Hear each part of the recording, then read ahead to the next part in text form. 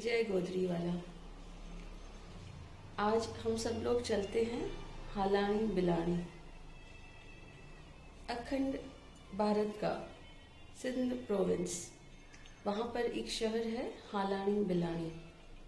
1904 में वहाँ पे क्या हुआ था, मन की आंखों से देखने की कोशिश करेंगे कि 1904 में वहाँ पर कैसे महान पुरुष ने जन्म लिया था।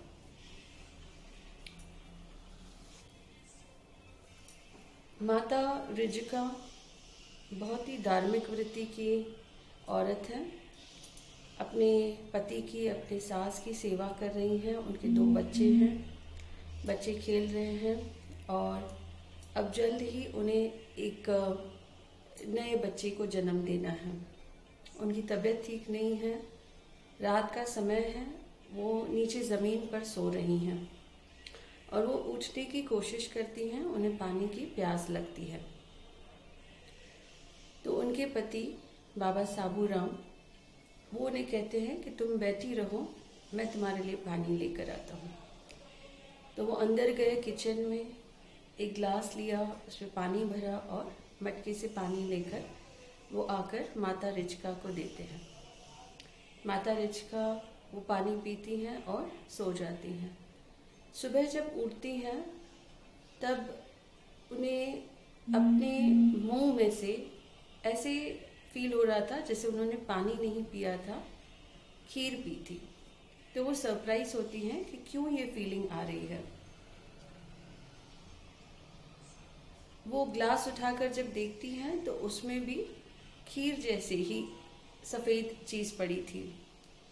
तो वो अपने पति से पूछती हैं कि आपने मुझे पानी दिया था ना रात को पीने के लिए। तो बाबा साबूराम कहते हैं, हाँ मैंने तो तुम्हें पानी दिया था पीने के लिए।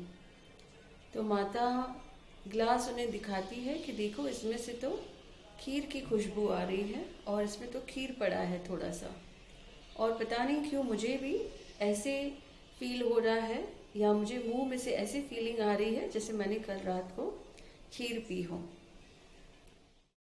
दोनों को बहुत खुशी भी होती है और सरप्राइज भी होता है कि ये खीर कहाँ से आ गई, और बहुत ही परमात्मा का शुक्र मनाते हैं कि ये कुछ अच्छा संदेश है। क्योंकि उन दिनों में खीर कोई अच्छे ओकेशन के लिए बनाई जाती थी। जब कोई बड़ा त्यौहार होता था तब खीर बनाई जाती थी। जैसे आपको याद होगा जब राजा दशरथ को बच्चा नहीं हो रहा था तो उन्होंने एक यज्ञ करवाया था। यज्ञ के बाद वो गुरु भी तीनों रानियों को खीर देते हैं पीने के लिए। तो खीर पीने के बाद राम, लक्ष्मण और भरत और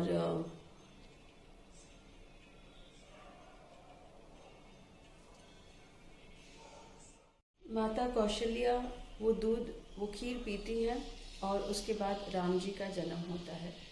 तो खीर का जब शगुन उन्हें दिखाई दिया माता रिजिका को और पिता साबूराम को, तब वहाँ पर 5 दिसंबर 1904 में बाबा हरदास राम साहब जी ने जन्म लिया था। बहुत ही खुशी का माहौल था और मिठाइयाँ बांटी गई। बाबा हरदास के जो बड़े भाई थे उन्होंने बाबा को देखते ही कहा कि बाबा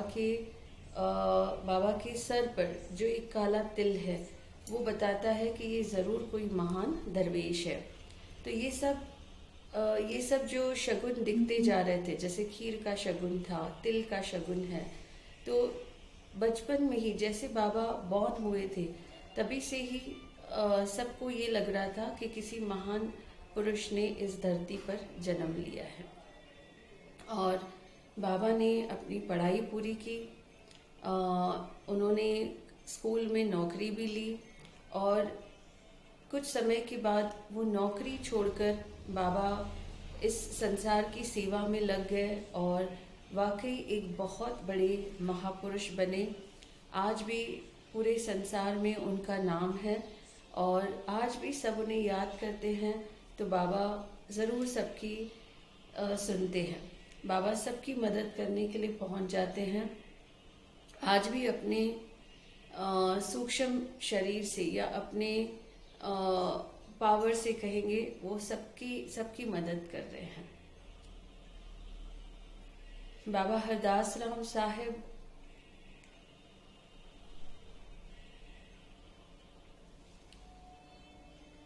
जब बॉर्न हुए थे, तब देखिए नाम भी उनका ऐसे ही पड़ गया, हरदास, मतलब हरि का दास, जो हरि का काम करने आया है, जो भगवान राम का काम करने आया है, जो ब्रह्मा का काम करने आया है, विष्णु भगवान का काम करने आया है। तो इस तरह बाबा में हमें तीनों रूप दिखाई देते हैं, ब्रह्मा, विष्णु और महेश। जय गोदरी वाला।